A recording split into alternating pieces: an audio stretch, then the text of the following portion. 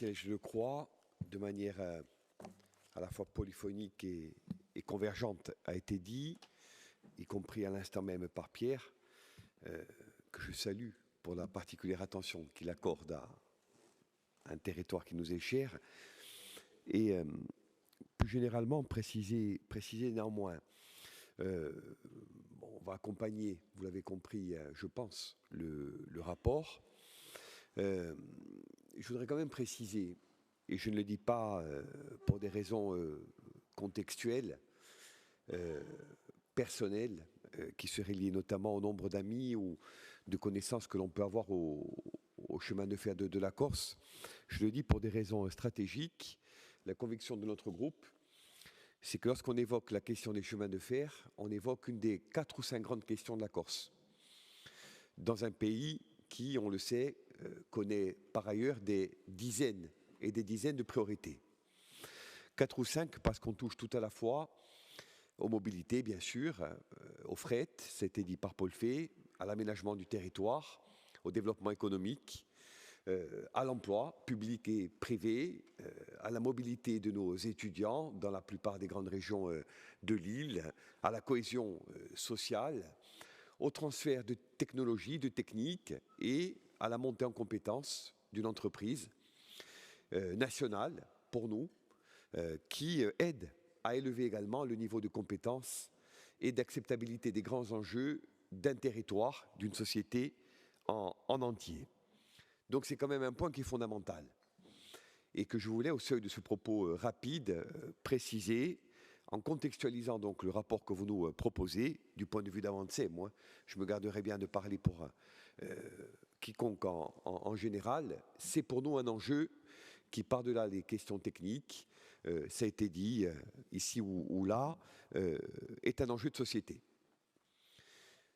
Deuxièmement, je me souviens bien de la période où la SNCF, sur la pointe des pieds ou pas, abandonnait l'ancien format, l'ancienne version, dirons-nous, et nous obligeait, dans un moment extrêmement contraint, je me tourne vers Jean-Martin et d'autres qui étaient embarqués dans la même séquence à l'époque, donc à des choix difficiles.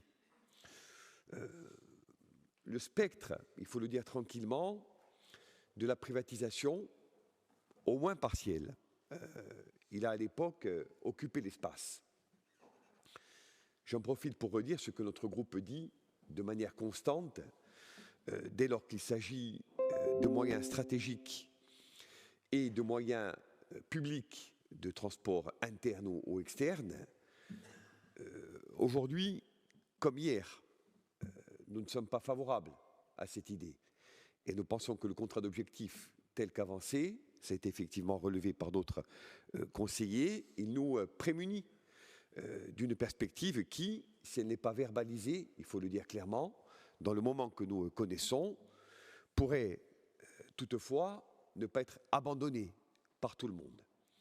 Nous nous tenons à une entreprise publique qui a en son actionnariat un certain nombre d'autres partenaires qui continuent sur une trajectoire qui, on le voit, est une trajectoire désormais stabilisée. Troisièmement, ce point fort et stratégique étant pour nous rappelé, dire qu'effectivement, et il en va un peu pour faire écho à l'actualité récente en même temps qu'au rapport que nous aurons examiné dans l'après-midi, des CFC comme d'Air Corsica, la première ressource, avant le matériel roulant, avant, dirons-nous, le capital technique, avant même les savoir-faire cumulés, nombreux, sédimentés au fil des années, c'est effectivement la ressource humaine qui, au sein de l'entreprise, est de très bonne qualité et, on le sait par ailleurs, très engagée dans la trajectoire de développement de son entreprise. Ça m'amène donc à ce stade à 3 remarques. Nous avons confiance pour ce qui va concerner la RSE, le volet environnemental, la question des RH et tant d'autres. Ce sur quoi nous voudrions particulièrement insister, c'est sur le principe de mutabilité. Ça a été dit par Pierre et d'autres, aujourd'hui sur le périurbain, sur le désengorgement des entrées de ville, sur un certain nombre de sujets. Ça a été dit, demain peut-être le fret à une plus grande échelle, etc. Les chemins de fer qu'on présente à la lecture de documents budgétaires, qu'on décontextualise et qu'on extrait d'une grille de considération globale, qu'on présente donc parfois comme un problème, seront la solution, en tous les cas une partie de la solution. Ça suppose, c'est le deuxième point de notre argumentaire, à côté de l'accent que l'on doit mettre globalement sur la mutabilité, sur l'adaptabilité, le point du financement. Nous vivons tous dans une forme d'appréhension, je ne sais pas si le terme est juste, mais je l'emploierai à ce stade, concernant le PTIC.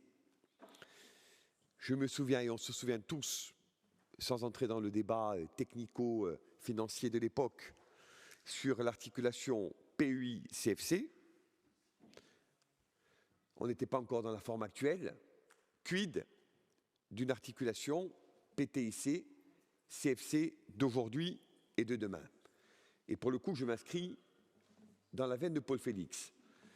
Si on veut, de notre modeste point de vue, passer d'un modèle désormais stabilisé, juridiquement et techniquement encadré, à un modèle ambitieux, plus ambitieux encore, qui respecte toutes ses promesses face à l'avenir et face au peuple corse, il faudra investir très massivement. Et le grand absent, même si ce n'est pas l'objet du rapport à ce stade, c'est effectivement le plan que l'on pourrait poser ensemble pour investir sur un pas de temps pluriannuel concernant donc l'investissement dans le ferroviaire. Ça m'amène enfin à un dernier sujet.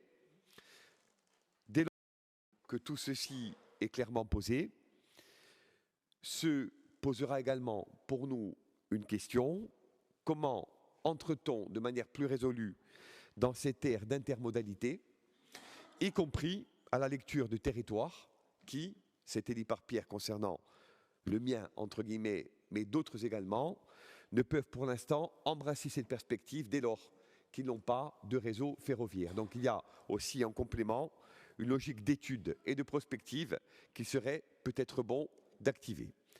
Voilà pour ces quelques contributions, Madame la Présidente, en saluant la qualité des engagements, la qualité du contrat et bien sûr en annonçant, vous l'aurez compris, que notre groupe soutiendra ce rapport. Je vous remercie.